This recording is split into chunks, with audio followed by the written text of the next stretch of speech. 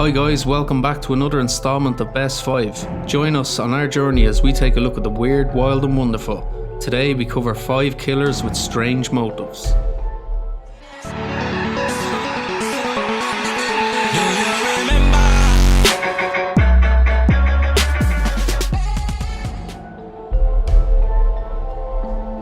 When a murder takes place, there is usually a motive for investigators to figure out.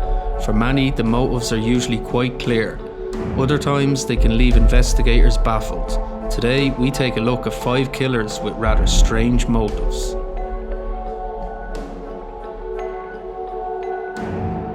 Between 1978 and 1983, Denis Nilsen, who is one of Britain's most infamous serial killers, murdered at least 12 different men in London. His motives were just as unusual as he was himself. Denis would usually take the men out on nice dates, treat them very kindly and get the men intoxicated with alcohol before strangling or drowning his victims.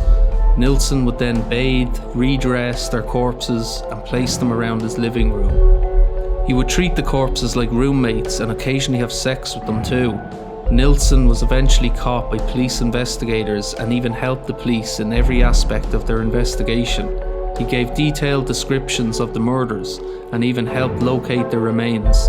Nilsson's behaviour earned him the nickname the Kindly Killer. Nilsson is just one of only a handful of prisoners in Britain with no hope of ever being released. His actions and behaviours suggest that his motives were down to just pure loneliness.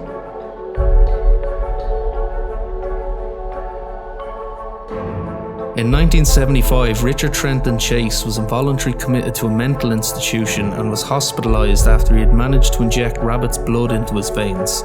He often told staff that he had fantasies about killing rabbits. One time, staff found Richard with blood around his mouth after they discovered he had been drinking the blood from birds. The staff at the institution even nicknamed him Dracula. He was released in 1977 after he was deemed no longer a danger to society. 2 years later, Richard was imprisoned for committing 6 murders within 1 month in California. Richard would drink his victims' blood and eat their remains, which earned him the nickname of the Vampire of Sacramento. His fellow prison inmates were so scared of him that they often tried to persuade him to commit suicide. Richard believed he had no choice but to murder his victims because it kept him alive against Nazis and UFOs. He also believed that Nazis and UFOs were conspiring with prison officials to poison his food. In December 1980, Richard was found dead in his cell by a prison guard. An autopsy determined that he had committed suicide. On a Monday morning in January 1979, Brenda Spencer went on a shooting spree at Cleveland Elementary School in San Diego. The troubled young woman lived across the road from Cleveland Elementary when one morning she decided to take pot shots with a rifle at students entering the school. Tragically, the principal, Burton Ragg, and friend Mike Zucker were killed while trying to help some of the injured children who Brenda had shot. 8 of the children in total had been badly wounded. As police arrived, Spencer began taking shots at them too. The standoff continued for another 7 hours, and during the barricade, a journalist managed to make contact with Brenda on the phone. The motive for beginning the spree was asked by the journalist, in which Brenda simply replied, "I don't like Mondays." That very year, the Irish band the Boomtown Rats released the #1 hit in the UK charts based on this very incident. In 1987, at the Good Samaritan Hospital in New York, a nurse named Richard Angelo killed several of the hospital's patients. This had earned him the nickname, the Angel of Death. Angelo would inject patients at the hospital with pavulon and anactine, which paralyzes the body's muscles. This would cause the victim to go into respiratory arrest. Angelo was caught when a patient he injected began to feel unwell, and a urine sample on the patient found pavulon in his urine, which he had not been prescribed. After Angelo's arrest, he claimed that his motivation was to look like a hero.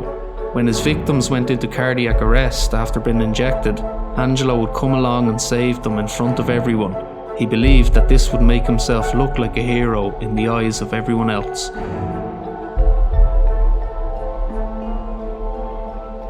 A German man named Armin Mivers had an insatiable desire for human flesh, so he decided to seek out a voluntary victim on the website, the Cannibal Cafe. A few responses came back from interested parties, but none of them would follow through with the act. Eventually, a man named Bernd, an engineer from Berlin, responded wanting to be a willing victim. The two agreed to meet up and Bernd travelled to Armin's home to be cooked and eaten. The two men then filmed the entire ordeal with a camera showcasing Bernd's penis been amputated and been fried with some added salt and pepper. According to prosecutors, Armin's motive for committing the act was for sexual pleasure. He received a life sentence for murder and now believes that people with cannibalistic tendencies should seek professional help. It is also reported that Armin is now a vegetarian, much to the relief of his prison cellmate. We hope you enjoyed this video. As always guys, please don't forget to subscribe, like and share this video. It really helps us out. Until next time, this is Best 5 signing off.